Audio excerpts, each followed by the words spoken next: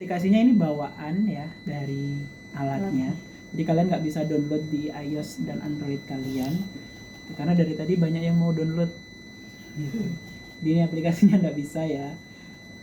Di internet pun juga nggak ada. Tuh. Kemudian sebelum ini kalian harus masuk ke login dulu, ada username sama passwordnya. Baru kalian muncul worksheetnya kayak gini. Di sini kita harus isi harus isi sinyalemen dari pasien yang mau kita X-ray. Tuh, caranya ya kita buat baru lembarnya. Dan di sini ada nama owner. Misalnya ownernya Mo, misalnya gitu ya, biar nggak lama-lama. Nama pasiennya misalnya kucing. Kalau kucing kita pakai cat, atau kucing juga boleh. Namanya Mi. Ya, kemudian pasien ID-nya itu adalah nomor registrasinya ya.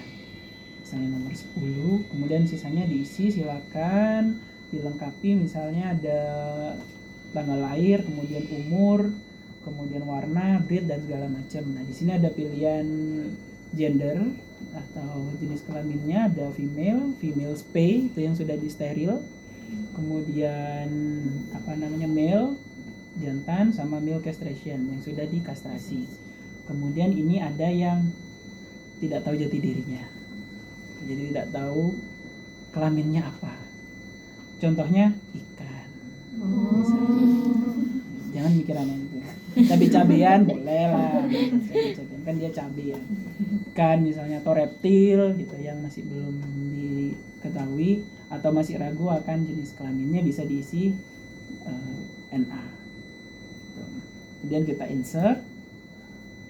Tinggal kita masuk ke X-ray-nya. Nah, di sini kita sebelum masuk kita harus milih dulu hewannya apa, samain dengan yang di depan. Jangan di depan kucing, di sininya pakai kuda. Kan kayak gitu ya, harus disamain. Misalnya kucing, ada anjing, ada kuda.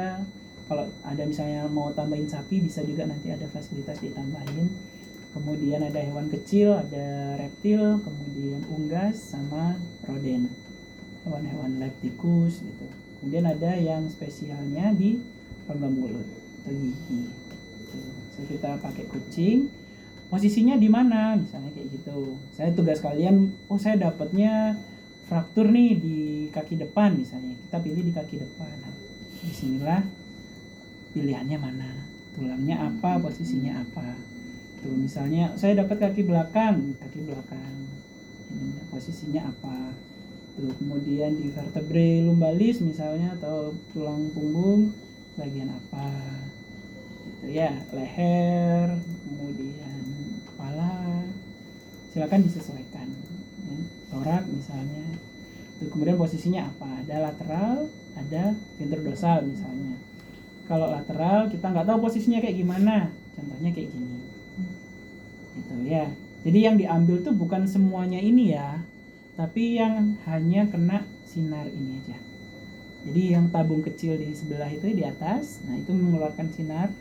Itu nanti yang mengeluarkan sinar, nah, diambilnya seperti ini. Itu bisa dikecilin, bisa digedein ya, ukuran ruangan ininya, pengambilannya. Misalnya ini terlalu besar, mau dikecilin ke sini dikit, boleh, bisa. Gitu. Jadi yang nggak kena sinarnya nggak dapat gambarnya.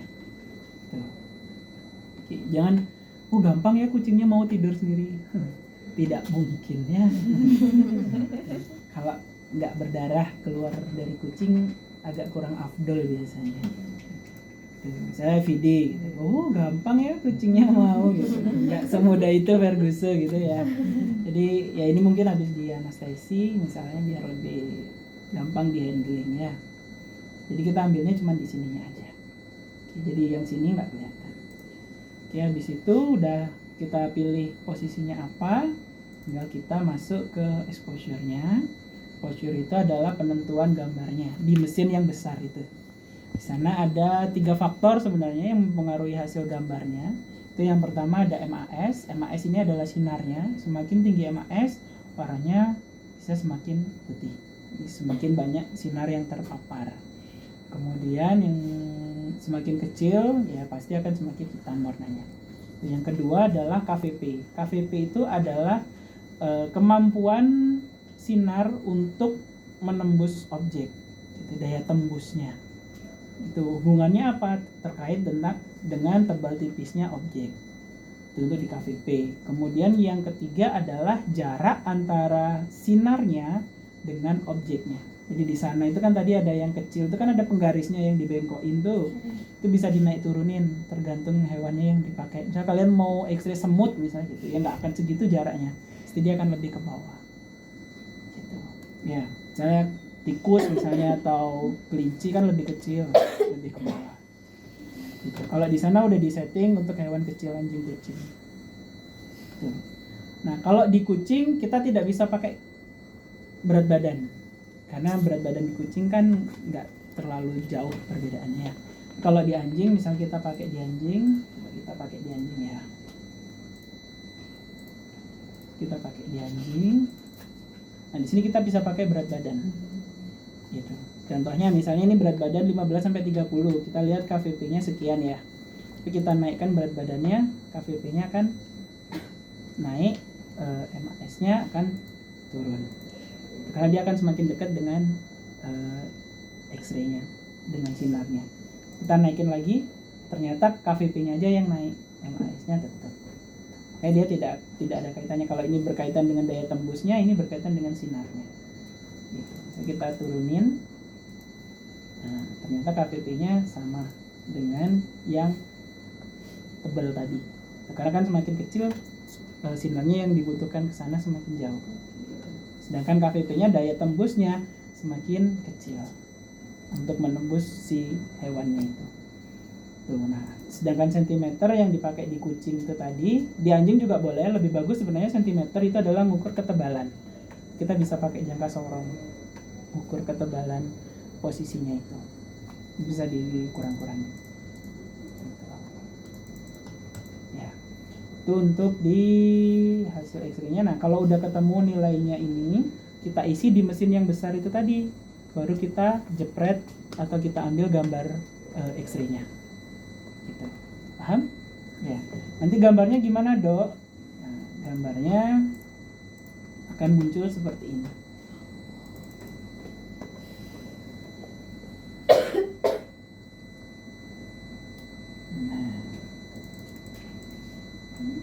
Nah, akan muncul seperti ini. Jadi langsung kayak kalian selfie. Kalau selfie kan langsung keluar ya. Kalau ini mungkin butuh waktu 10 sampai 30 detikan untuk memproses gambarnya. Karena ada proses pencucian film yang secara otomatisnya itu. Kalau di manual kan kalian habis jepret, itu box yang di bawah hitam itu kalian bawa lagi itu untuk ngeluarin untuk dicuci-cuci, jemur-jemur, kering-kering. Kalau di sini nggak usah. Jadi filmnya itu nggak bisa diganti. Jadi ketika kalian processing filmnya salah, misalnya di konvensional, ya dibuang filmnya, X-ray lagi, jepret lagi. Gitu. Kalau di sini enggak, jadi nggak perlu buang-buang film. Kita filmnya udah langsung di sana. Misalnya salah, misalnya di sini salah, kita mau salah gitu kan. Kalau dia pakai konvensional, kan harusnya dibuang. Kalau ini kita buangnya tinggal gini aja, di-erase. Kayak kalian menghapus foto kalian di galeri, tapi masih ada di trashnya. Habis itu kita ngambil gambar lagi, kita foto lagi. Oh ternyata lebih jelek hasilnya. Ya kita buang, balikin lagi yang sebelumnya. Saya kayak gitu. Itu bisa berkali-kali tanpa mengurangi penggunaan filmnya. Maksudnya tanpa membuang film yang kita pakai. Itu kalau di di digital gitu. Nah, kalau misalnya aduh kayak aku tadi terlalu banyak KVP-nya, terlalu cerah misalnya, terlalu putih, tinggal kita turunin. Itu bisa. Kalau di manual enggak bisa. Kalau yang CR yang semi konvensional masih bisa. Sedikit-sedikit diatur. Misalnya, kalau terlalu banyak misalkan kayak gini nih hasilnya kan terlalu putih misalnya. Ya kan kita tinggal turunkan. Nah, kalau yang konvensional ya mau enggak mau harus terima posisi kayak gitu. Gitu. Ya. Tinggal dinaik turunin udah enak ngaturnya. Oke, ada yang ditanyain sampai sini? Ada yang bingung Mas Ian? Belum ya, belum bingung ya. Kemudian kita sekarang cara pembacaan X-ray. Nah, posisi yang pas adalah posisi seperti ini untuk lateral. Gitu. Maksudnya adalah kaki berada di bawah sesuai dengan posisinya. Kemudian pada posisi lateral, kepala ada di sebelah kiri pembaca atau sebelah kanan gambar. Paham maksudnya? Ini kan kepalanya ada di sebelah kiri kita. Tapi kalau dari sana, dari gambar, dia di sebelah kanan. Oke, paham? Oke, paham. Diingat-ingat itu ya. Jadi kalian misalnya dapat foto, kan kita nggak tahu nih X-ray-nya di sebelah posisinya kayak gimana. Maksudnya posisi hewannya miringnya kayak gimana kan kita nggak tahu. Misalnya pas dijepret fotonya seperti ini, misalnya kayak gitu dapatnya. Kalian harus memposisikan foto ini ketika mau dibaca. Nggak boleh misalnya ada owner, Pak ini tulangnya begini, nggak boleh posisinya kayak gini. Ya sangat tidak boleh. Harus diposisikan seperti ini. Jadi kita tanpa mengabaikan di sana. Misalnya kalian dapat foto dari sunset, misalnya kayak gitu ya, dari sunset fed, misalnya kayak gitu, kan udah dapat digital kayak gini. Tapi gambarnya modelnya misalnya kayak gini, misalnya kayak gini. Nah, nggak boleh kalian baca posisi kayak gini. Harus diposisikan seperti tadi, nah, kayak gini. Tapi kan ini kan tetap salah. Harus tetap di mirroring. Nah, harus posisi kayak gini. Mau dia right lateral atau left lateral, harus posisi kayak gini. Itu untuk di lateral. Kemudian yang kedua, posisi ventrodorsal, posisi kanan pasien ada di sebelah kiri pembaca. Ya, posisi kanan pasien untuk ventrodorsal ada di sebelah kiri pembaca. Kalau posisinya dorsoventral, posisi kiri pasien ada di posisi kiri pembaca. Nah, keduanya VD dan DV kepalanya harus ada di atas. Misalnya posisinya dia kayak gini. Nah, ini nggak boleh. Gitu. Misalnya kayak gini. Kan benar nih dia sebelah kanannya ada di kiri kita, tapi kepalanya di bawah. Nggak boleh. Gitu. Nah, ujiannya itu nanti kayak gitu-gitu aja. Ini posisinya benar apa enggak? Gitu. Atau ini posisi benar di VD atau di DV? Gitu-gitu aja. Gampang kan? Gampang. Sangat gampang sekali. Untuk di VD. Ada yang bingung dengan posisi itu?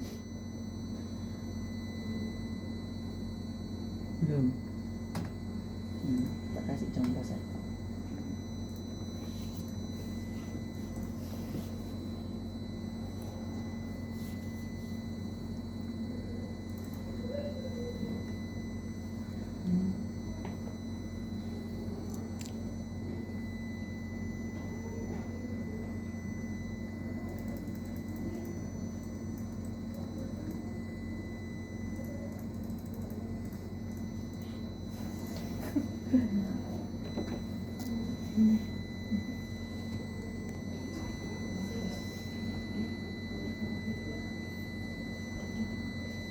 Ada yang bisa jawab? Salah nggak apa-apa. Salah. Kenapa salah? Tulang operasi. Itu tuh Ini kepalanya di mana gitu aja? di bawah di bawah. maksudnya Dia ke sana ke kanan. Di kanan. Ya, maksudnya gitu. Ada yang setuju atau ada yang nggak setuju? Aku belajar banyak. Iya kan belum ujian kan, boleh salah. Makanya. Ada yang setuju atau nggak setuju? Dokter harus kritis loh. Oh, nyontek dari yang kecil tuh.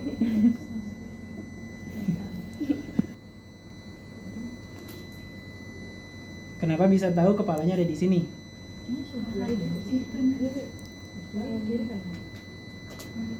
Gimana? Ada yang bisa? Oh, iya, boleh. Dia Ayo. kepalanya ada di sini.